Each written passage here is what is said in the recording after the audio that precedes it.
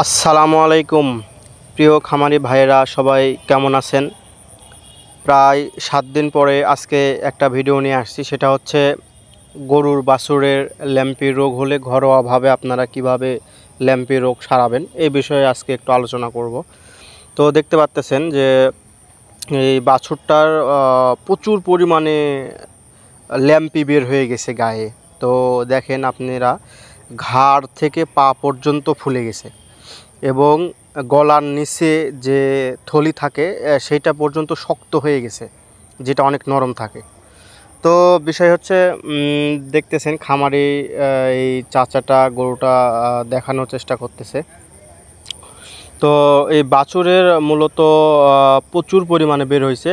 আর বড় গরুর যদি বের হয় তাহলে কিন্তু একটু ভালো হওয়ার সম্ভাবনা 80% 95% থেকে যায়, কিন্তু বাছুর গরুর হলে এটা 50%ও ধরা যায় না যে ভালো হবে।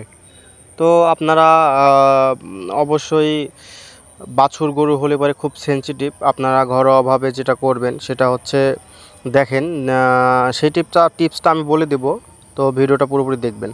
তো দেখেন কি পরিমাণে বাছুরের গলা বা ঘাড়ে বের হয়েছে।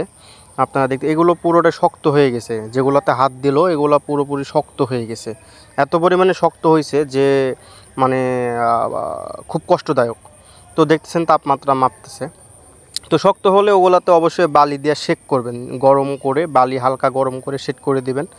আর যেগুলো ফোলা অংশ আছে এগুলো তো অবশ্যই আপনারা পান খাওয়ার যে চুন থাকে সেই চুন আর হচ্ছে একটু হলুদ নেবেন, রান্না করে খাওয়ার যে হলুদ, এই হলুদটা একটু মিক্সড করে সুন্দর করে পেস্ট তৈরি করবেন। পেস্ট তৈরি করে যেগুলো ফুলে গেছে এগুলোতে আঙ্গুল দিয়ে সুন্দর করে লাগাই দিয়ে রাখবেন, তাহলে ফোলা অনেকটা কমে যাবে। আর দেখতে পাচ্ছেন কি পরিমাণে বের হয়েছে। আর আপনারা আর একটা কাজ করবেন, সেটা হচ্ছে আপনাদের বাড়ির আশেপাশে অবশ্যই নিম গাছ থাকে। তো আপনারা অবশ্যই নিম গাছের পাতা অথবা ছাল ভিজিয়ে রাখবেন। ভিজিয়ে রেখে অবশ্যই সেই রসটা সকাল বিকাল 2 বেলায় মনে করেন যে অল্প করে একটু করে খাওয়াইয়া দিবেন, তাহলে জ্বরটা নিয়ন্ত্রণে থাকবে।